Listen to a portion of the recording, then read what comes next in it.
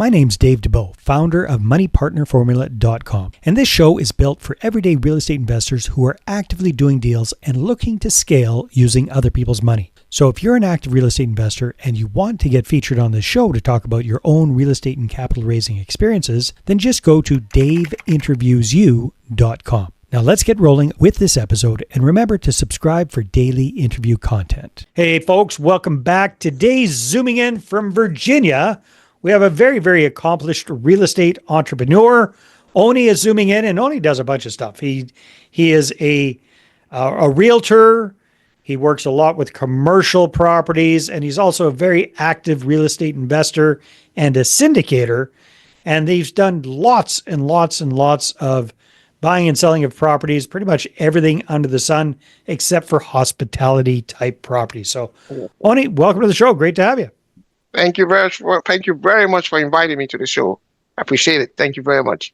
So, Oni, you've made my life easier by just using your last name, but please introduce yourself completely. What is your full name, please? My full name is Olatokunbo Oni, and the meaning is I wasn't born in my native land. I was born in the U.S., and I think after 1 month old, I was taken back to Nigeria, West Africa, where I grew up. And so Olatokunbo means not born in his native land, and Oni is today. So that's what it really means. Nice, that's a beautiful name.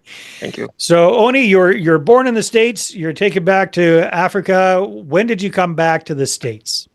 So I came back when I was 17 by myself. My dad didn't want me to come because he felt that I might get a little too corrupt, or and there was not much supervision, but. At that point in time, Nigeria was kind of rough, and I couldn't see the future in Nigeria then. And maybe because I had options, I felt as if I was born here, and I had the option of coming back to the United States to get a better life. So that's rough when you're 17 and coming back to a place. And did you have family in the States that you were able to stay with, or actually on my way back, I was in Kenya first for a month. And on my way to the United States, I called my uncle who was in Georgia, and he gave me an excuse I cannot come and all that good stuff. But I knew a friend of a friend, so I ended up just flying in, and it was a very big change because I was coming from the heat. Yeah. And I flew into Chicago, which was freezing cold. So, I no jacket too. So wow.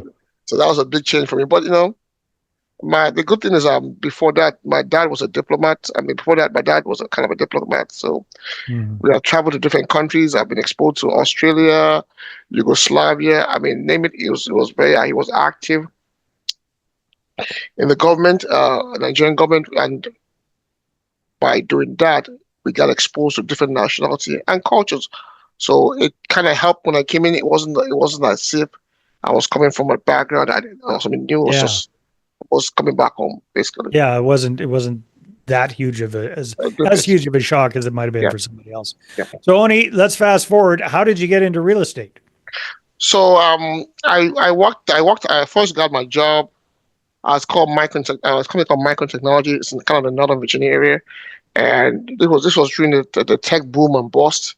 And more importantly, the boss came in and they had to lay off people. And then I used to do a car business on the side.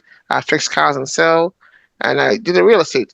And you're flipping cars, and then you started flipping houses. Yeah, I read Counting Sheets. Everybody knows Counting Sheets. Yes, that's very old. And from there, I read Counting Sheets, and when I got laid off, I was in between role where I had to choose: do I go back to a 9 to 5, or do I just venture into entrepreneurship? My mom was an entrepreneur. She owned a restaurant and a couple of businesses, hairdressing salon. So I kind of had a little experience of running a small business. So I decided, let me take it a try. I had some cash from the layoff. They gave me 6 months of pay. So let me give it a try. And during that time, I had a townhouse. Actually, I bought my townhouse when I was 21. So I had little experience in buying a house. Then I met this guy, during the layoff, I was a friend who was working with me. His father was a general contractor who fixed houses. And I had cash in my pocket, so I would lend him 5-10 grand. He'll go to the house. I will go with him. I get dirty.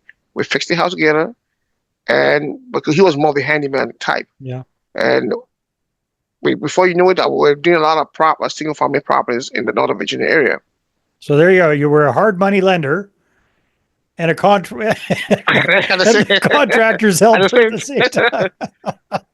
so, Very cool. So Oni, let's fast forward now. We're recording this in 2025. yeah, That's a big fast forward since 2008 or whenever it was yeah. that you got Okay. started. So what does your real estate business or businesses, what does that look like right now? Just give us a big snapshot. So most importantly, I have a team of residential guys on the brokerage side. We probably almost 8 or 10 of them, probably nine, between 9 and 8, and they are brokerages. I mean, they're agents, and all they do is sell properties, Single family home, like mom single and family pop homes. buy, Blah, blah, blah, yeah, exactly. houses. Yep.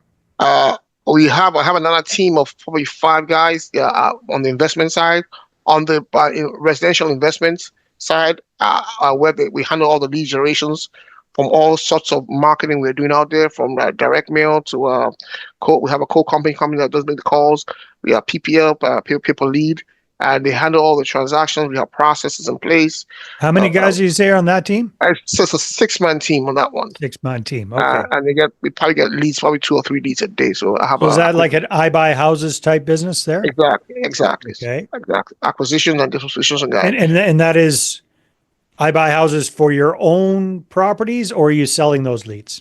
So it's a two-part to it. So Okay. my mission is to buy the property, but if it doesn't fit into our buy box, then we wholesale it to other investors Wholesale. who buy. Yeah. Yeah. So Smart. so that's kind of how it's always, and then some of them sometimes it still won't fit into our buy box, and might not fit into the end buyer's buy box, but it is usually a listing lead. So Oh, okay. we just fall, Goes into the realtor business. Smart. yeah, Okay. So and that's two businesses I heard about there. yeah. What else? Then you do big stuff too. Yeah, I do commercial properties. So probably 8 years, 9 years ago, I was like, you know what? I love commercial property. I like investments. So Yeah. I decided I took a class on CCIM, which is a 101, which is a certified commercial investment member. It's very big here, but it teaches you all the details about buying and selling commercials. Buying and selling commercials. So I took a CCI 101, negotiating, CCI 102, 103, 104. And then I took a class, and it was a 6 series class. Yeah. Then luckily I met a very good mentor. He was on teaching the class, Mr. Byron Smith, and close to today. And he kind of said, "Oni, I like how your thought process is," and I kept on asking a lot of questions. And he said he kind of brought me in and he said, "Teach me the business a little more," and he became my mentor. But Nice. most important thing was so I looked at my other businesses and said, look, all right, most important thing is the deal flow, and how do I get the deal flow? So what I did end up doing was I took the same concept we did because it was working very well on the residential side, on the investment residential side. We took the same concept, we put it in the commercial side. So we have So a you're talking company. about the lead generation stuff? Is that what you mean? Okay. Lead generation. Cool. So part of it is we had put a website out. Everything got integrated into the our SaaS. We use a software called, if I remember, it's a Salesforce software. Very good software. CRM system. A CRM, exactly. Yeah.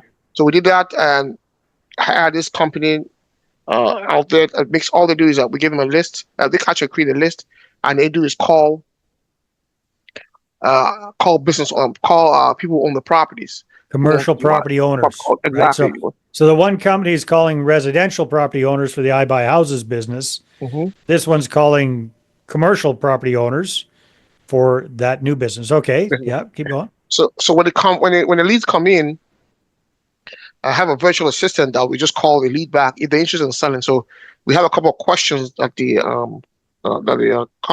cold calling company asks, and if they say they want to sell, are you interested in buying? And they switch it up on them. They say yeah. They'll give us a criteria.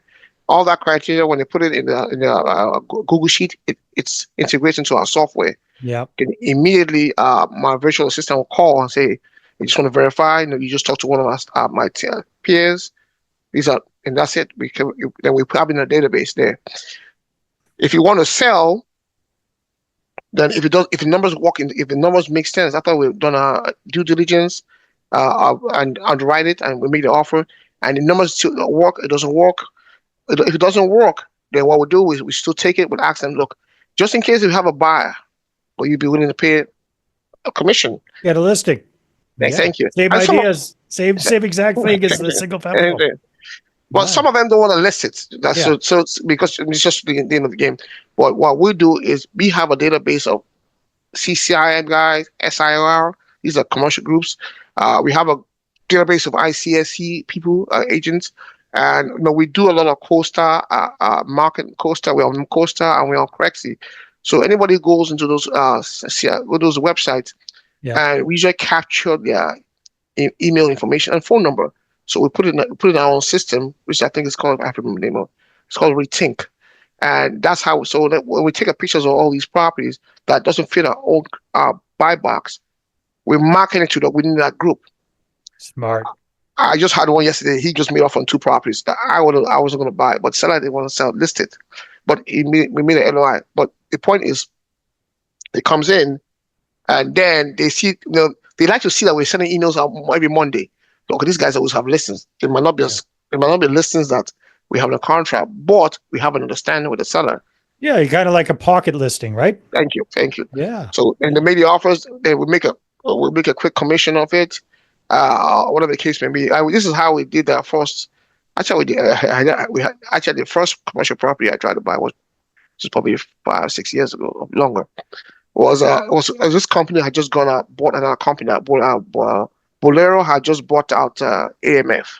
This is a bowling alley company, and so we end up, my team, my virtual the cold calling company end up calling them in New York. We put it on the contract knowing that we couldn't buy it because numbers going to work, but end up marketing it. Found 3 buyers, serious buyers, and I went back to the seller. Look, I don't think I can buy, but I have somebody who's going to. I have 3 guys who want to buy for full market value. Will you pay a commission? Because I was in with my rights on my feasibility study. Yeah. The guy said, "Go ahead." I was buying for 3 point. I was thinking I was buying for 2.7, and somebody offered 3.2. So You should have probably wholesaled it and kept the difference. Yeah, I would love to, but I think because it's not a cash transaction and there'll be a mortgage, there's a bank, so it makes it more difficult. Yeah. So I end up making a commission, and that just opened other business from that particular client. We helped them list a $7.2 million property in Northern Virginia. We did one. We have one in Baltimore for 5.5. We end up selling an $800,000 lot and another $5.2 million listing. So that brought almost 315 commissions, and that and all it goes back pretty much to just the lead flow, because it's very important that lead has to come in. And then we started doing some kind of direct mail. I had a company that we use, because I'm a big believer of who, not how. I'm not trying to go get the lists. Yeah. I don't have the time. So I rather hire a company who do all that headache. You might have to pay a management fee. That's okay. Then they do all the marketing. They come up with all the KPIs, stuff like that, and it all comes into our CRM. My virtual assistants just call, and sometimes they have a call 5, 10 times. I mean, they're relentlessly following up till we can get them on the phone. Then I can kind of take it from there on. And that's kind of that's how we kind of set it up. So it was like a machine. So do you actually do syndications as well, Oni, or do you have your own properties as well? So the other business then, I guess, is raising capital to do those deals, or how do you typically do those syndications? Yeah, so real versus capital, I mostly look. I don't do much of a syndication, but more of a maybe a joint venture or whatever. I'm not. I don't have to get extra people involved, and you're dealing with people's money. I'm always careful of people's money, because a lot of my properties have equity, so I can always refinance them and take the money out. And maybe if I need a little push, I just ask. I might get 100,000 or 50,000 or 200,000, but I try not to do a lot of it. It's more of a supplement, just in case I need the money. But I do it because I don't. People's emotions and money is different, but still respect people's money. But I'm a little more cautious on where I get the money from. So you self-finance most of the properties? I self-finance. I use a lot of family and friends. Right. Yeah, that makes sense. Very, very cool. Well, thanks for sharing that. That's brilliant. Yeah. So that was a lot in there. So you got the residential brokerage, you got the iBuy houses business, you've got the iBuy commercial properties business, lead gen. And now it sounds like that's turned into a whole commercial brokerage business. Yes, sir. and then you cherry pick the best deals and you buy them yourself and you self finance them. Is Yes, that sir. pretty much? Yeah, pretty much it. Pretty Yeah, much it. that is brilliant. Yeah. So moving ahead, we're early days in 2025 as we're recording this. What are you planning to do? Any changes, or where do you see the next 12 months taking you, Oni? I mean, I'll keep doing what I do, and probably just refine more of my processes a little more better. Just because I kind of I like it more. So I'm an engineer by nature. I grew up, I studied engineering, so Yeah. very important that it has to run like a machine, especially without my involvement. Hmm. So, because I like to, I love to travel too. So I sometimes I'm back at home in Africa. I'm on Rwanda. Actually, I'm flying down to Rwanda next week for a Nice. 10-day mission tour. So, but I will still, it's all is a laptop. I can see what's going on all over the businesses. I still have my 9:15 priority calls every morning with my team just to make sure everybody's on the track. We also use an EOS model where EOS is an entrepreneur operating system, Hmm. whereas everybody knows what the vision of the company is. We know where we're going, and we have a once a month meeting, once a week meeting with every team for an hour and a half, where we lay out, we have our core values and stuff like that. So just to make most importantly, keeping the team tight and on the same Yeah. page, because without a team, you can't go as far as you want to. You can, what's that saying? That says, people, you can win a tournament, but our team wins championships. So we're Yeah. focused on winning championships. Championships. But more importantly is, I've always been a big believer of giving back. It's very important to me. My dad passed away last year No, I'm out of sorry to old hear that. age. But the one thing when I went to his burial, when I was in the burial, the same thing just kept on ringing. He was a giver. He was a giver. He Hmm. was a giver. So part of it is in the next years or two, a couple of years, I do expand. I want to keep adding more assets to my asset column. But more importantly, find a way to give back. This is very important to me. It holds dear into my heart to be able to give back to people who don't have, and that's part of why I have 501c down here in America here, where I help a lot of young investors with the also I run the Greater Richmond RIA, where Okay. it's a 501c. It's called Greater Richmond RIA dot org, where we give back a lot to the new age new investors. We have people come and speak all the time and just kind of help them, grow and good stuff. So that's kind of where my vision is, just to be able to give back at the same time, grow my asset column the next couple of years. Wonderful. So, Oni, if people want to connect with you, what should they do? perfect. My website, www.create realvestorcapital.com. Again, realvestorcapital.com. You can reach my office too at 804-269-0255. Again, 804-269-0255.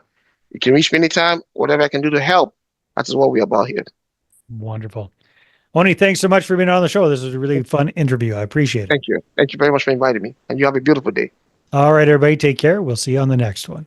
Hey there, I really hope you enjoyed that episode. And as always, if you want to listen to more daily interview content, make sure you subscribe. And if you're an active real estate investor and you're doing deals and you'd like to get featured on this show, then just head over to daveinterviewyou.com. Now at moneypartnerformula.com, we help real estate investors to create a process for predictably getting capital so they can do more deals without relying on hard money lenders or the banks.